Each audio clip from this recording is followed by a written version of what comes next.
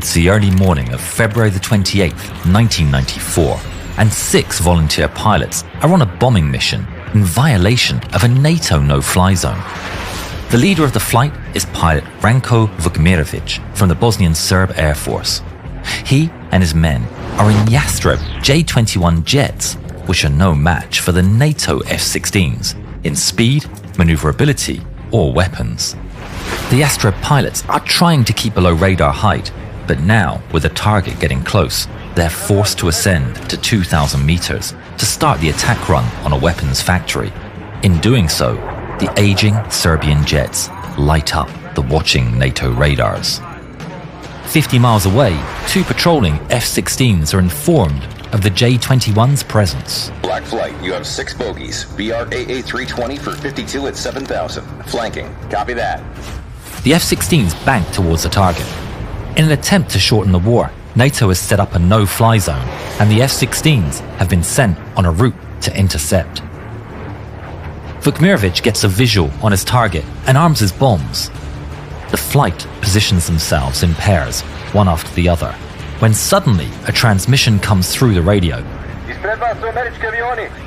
A pit grows in Vukmirovic's stomach. He can clearly see the trails of the 2 American Air Force jets dead ahead of them. He takes a deep breath.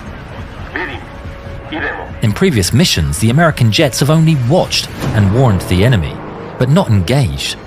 Vukmirovic knows if the F-16s had wanted to shoot him, they could have done so from miles away.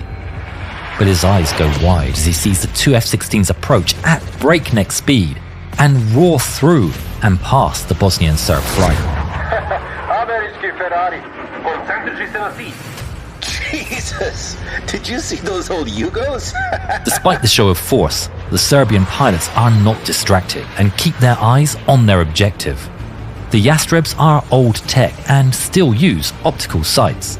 And as the target drifts into the crosshairs, the aging planes release and drop their rudimentary but effective 550-pound bombs on target, striking them from different directions.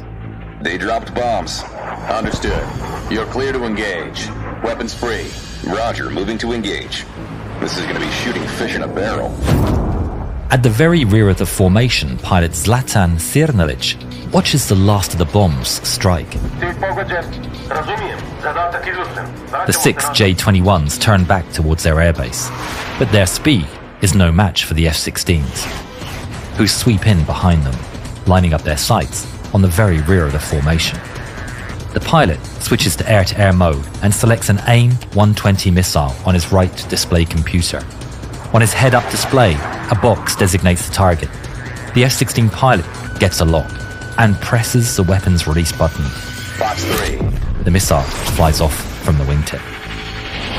The AIM-120 AMRAAM radar-guided missile fires and locks onto the running J-21's radar signature, rapidly approaching its target.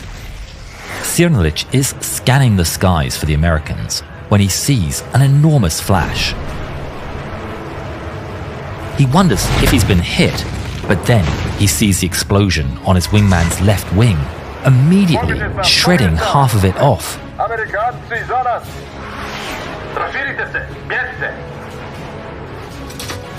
The 5 remaining J-21s turn over and dive for the ground. One of the F-16s gives chase, following them all the way down into the valleys between the Bosnian hills. Each pair of J-21s goes its own way, leaving Sirnalic completely on his own.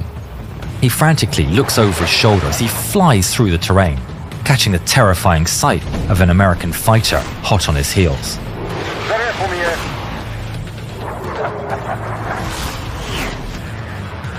Fox 2. The F-16 fires an AIM-9 Sidewinder heat-seeking missile. It locks on to Sirnalic's hot engines and chases him down across the sky. Sirnalic, flying low, skims over some electrical transmission wires. The missile explodes near the wires and his tail, cutting part of his vertical stabilizer. But he's still flying. He reports the situation, but finds his radio completely dead. Alone and vulnerable, Crnilic looks over his shoulder, expecting a second impact at any moment. But instead, he sees the F-16 turning away. Back with Dimitrijevic, he and his wingman push their aircraft to their limits, racing through the valleys. But the F-16 relentlessly closes the distance. Fox 3. He releases another AMRAAM missile, which rockets towards its target. Dimitrijevic is still looking across the sky to catch a glimpse of an enemy fighter when the missile flies in and disintegrates his wingman. The Jastreb explodes into flame and scrap. He breaks into evasive maneuvers once again as the F-16 fires another missile. It slams straight into his engines. The explosion shreds the fuselage and flames pour out of the holes. He wrestles the dying aircraft, pulling hard on the stick and willing it to ascend as it burns all around him. As flames engulf the cockpit, Dimitrijevic pulls the canopy emergency handle and ejects. The F-16 roars past as Dimitrijevic parachutes safely down. The F-16s continue towards the next pair of targets. They swap positions with the covering F-16 diving into action, armed with a fresh set of missiles. But their fuel is running low, and in a few minutes, they'll be forced to turn back. Approaching bingo fuel. 2 bandits trying to escape. I may be able to get one shot. Roger that. South of the F-16 pair, Vukmirovic and his wingman, Goran Zaric, have been forced to hear their friends taken down one by one in rapid succession. Any hope they have is crushed by the sight of an F-16 appearing over the hills behind them. The pair break formation as the American jet sweeps in. With just enough fuel left to make it back, the F-16 gets aloft. Fox 2. Vukmirovic sees the missile launch off the rail and turn toward him. He turns hard, trying to outmaneuver it. But it's no use. It rapidly approaches from his right and explodes just off his wing. He's stunned, but the fragmentation does no significant damage. He looks back, expecting more, but instead, the F-16 pulls off the chase, out of fuel. But NATO command has dispatched 2 more F-16s. Vukmirovic looks back up. The 2 J-21s scramble for speed, diving down as far as they dare into the valleys. They skim the treetops, racing between the hills, with the F-16s all the while shadowing them and keeping up. They look over their shoulders to see the F-16s closing the gap. There's nothing they can do to come out on top. In desperation, Vukmirovic tries a last-ditch idea.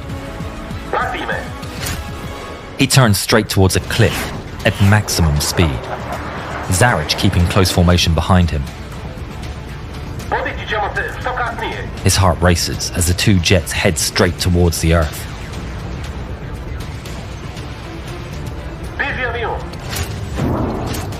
The 2 pilots pull their controls as hard as they can. Zaric is crushed down by the G-forces as the ground rapidly approaches his windshield.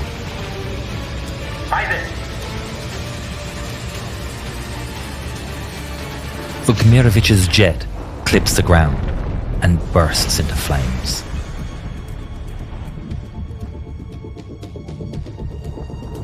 Zaric looks back. There's no parachute.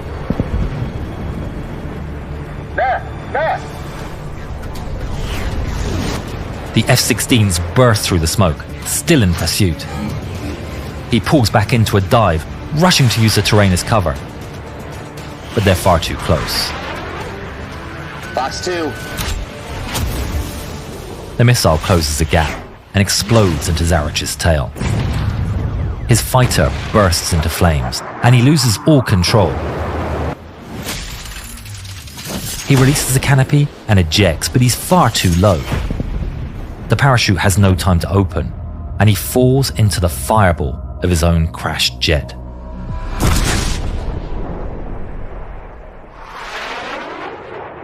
Splash 1. There's another bandit on the radar. Engaging. The F-16s leave the scene and catch up to another J-21 flying low over the countryside. It's Cernalic, limping his damaged jet home to safety. He's keeping an eye on his gauges when an F-16 roars past. He's filled with dread and immediately pulls on the stick. His only plan is to gain enough altitude to eject before the American can finish him off. The F-16 gets behind him and he grabs the canopy emergency handle. But then, the F-16 pulls up alongside, matching his speed. He locks eyes with the enemy pilot. The American salutes him and flies away. Out of the 6 Jastreb pilots that volunteered for that dangerous mission, 3 never returned home. Cernalic would later say, "I don't have any bad feelings towards the American pilots." This event is usually referred to as the Banja Luka incident and represents the first NATO combat engagement in its history. Robert Wilbur Wright was credited with 3 victories, the highest score by a USAF pilot in a single mission since the Korean War, while pilot Stephen Yogi Allen was credited with 1 victory. God help them if we use our F-117s.